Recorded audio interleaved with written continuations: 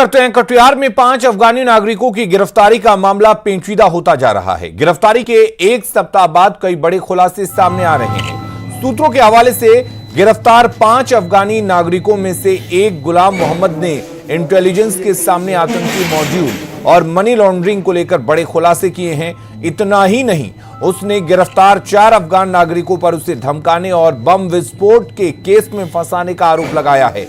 गुलाम मोहम्मद ने बताया कि अफगानिस्तान में एक बम विस्फोट केस में उसके बेटे का नाम आया है, जिसमें उसे भी फंसाने की धमकी दी जा रही है।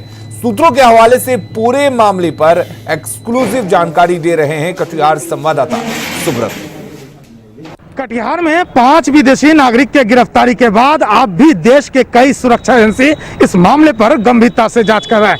ये कटिहार समाहरणालय है और समाहरणालय के ठीक सामने ये इंटेलिजेंस का कार्यालय है।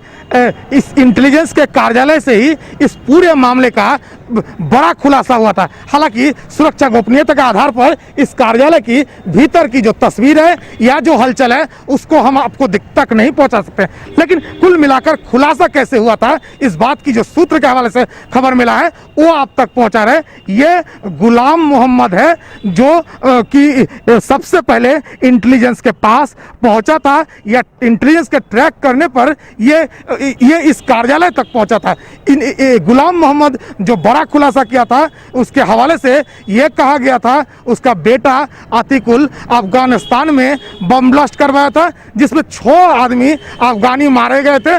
इसमें उसको फंसाया गया था, ऐसा गुलाम मोहम्मद का कहना है। लेकिन इसके जो भी पहलू है वो तो आगे जांच होगा। और फिलहाल जो इसके साथ अन्य 4 लोग हैं, यानी कटिहार में जो 5 रह रहे थे, ये गुलाम मोहम्मद को फंसाना चाह रहे थे। इस बात को लेकर गुलाम मोहम्मद काफी आशंकित थे और काफी डरे हुए थे। इसी सूचना पर स्थानीय पुलिस और देश के बड़े एजेंसियों के साथ कटिहार इंटेलिजेंस की सूचना पर कार्रवाई शुरू हुआ और 5 की गिरफ्तारी हुई।